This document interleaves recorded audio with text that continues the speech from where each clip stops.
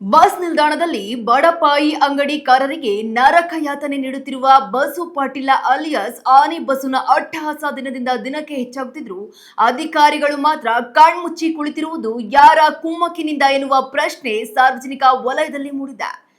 Bus ನಿಲ್ದಾಣದ ಆಗಮನ ಮತ್ತು ನಿರ್ಗಮನ ದ್ವಾರಗಳಲ್ಲೇ ಖಾಸಗಿ ವಾಹನಗಳನ್ನ ಅಡ್ಡಾದಿಡ್ಡಿಯಾಗಿ ನಿಲ್ಲಿಸುವುದರಿಂದ ಪ್ರಯಾಣಿಕರಿಗೂ ಸಾರಿಗೆ ಸಂಸ್ಥೆಯ ಚಾಲಕರಿಗೂ ತೀವ್ರ ತೊಂದರೆಯಾಗ್ತಿದ್ದು ಅಂಗಡಿಯವರೇ ಬಂದು ಜಗಳವಾಡಬೇಕಾದ ಅನಿವಾರ್ಯತೆ ಸೃಷ್ಟಿಯಾಗಿದೆ. ಇಷ್ಟೆಲ್ಲ ಸಮಸ್ಯೆಗಳಿದ್ರೂ ಅಧಿಕಾರಿಗಳು ಬಡ ವ್ಯಾಪಾರಿಗಳಿಗೆ ಧೈರ್ಯ ತುಂಬುವ ಬದಲು ಆ ಆನಿ ಬಸ್ಸುನ ಕಾರಿಗೆ ಜಾಗ ಬಿಟ್ಟು ಅಡ್ಜಸ್ಟ್ ಮಾಡ್ಕೊಳ್ಳಿ ಎಂದು ಹೇಳುತ್ತಿರುವುದು ನಿಜಕ್ಕೂ ನಾಚಿಕೆಗೇಡಿನ ಸಂಗತಿಯಾಗಿದೆ.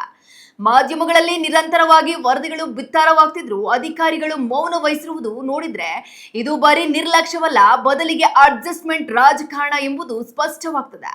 ಬಸು ಪಾಟೀಲ್ನ ಒಂದು ಮೆಸೇಜ್ಗೆ ಓಡೋಡಿ ಬರುವ ಅಧಿಕಾರಿಗಳು ಆತನ ಅಕ್ರಮಕ್ಕೆ ಕಡಿವಾಣ ಹಾಕದೆ ಬಾಲ ಮುದುರಿಕೊಂಡು ವಾಪಸ್ ಹೋಗುತ್ತಿರುವುದು ಯಾರ ಒತ್ತಡದ ಮೇರೆಗೆ? ಈ ಕೂಡಲೇ ಆನಿ ಬಸ್ಸುನ ಹಾವಳಿಗೆ ಬ್ರೇಕ್ ಹಾಕಿ ಬಸ್ ನಿಲ್ದಾಣವನ್ನ ಖಾಸಗಿ ವಾಹನಗಳ ಮುಕ್ತ ವಲಯವನ್ನಾಗಿ ಮಾಡದಿದ್ರೆ ಅಂಗಡಿಕಾರರ ಆಕ್ರೋಶದ ಜೊತೆಗೆ ಮುಂದಿನ ದಿನಗಳಲ್ಲಿ ಉಗ್ರ ಕಾನೂನು ಹೋರಾಟವನ್ನ ಎದುರಿಸಬೇಕಾಗುತ್ತದೆ ಎಂದು ಎಚ್ಚರಿಕೆ ನೀಡಿದ್ದಾರೆ.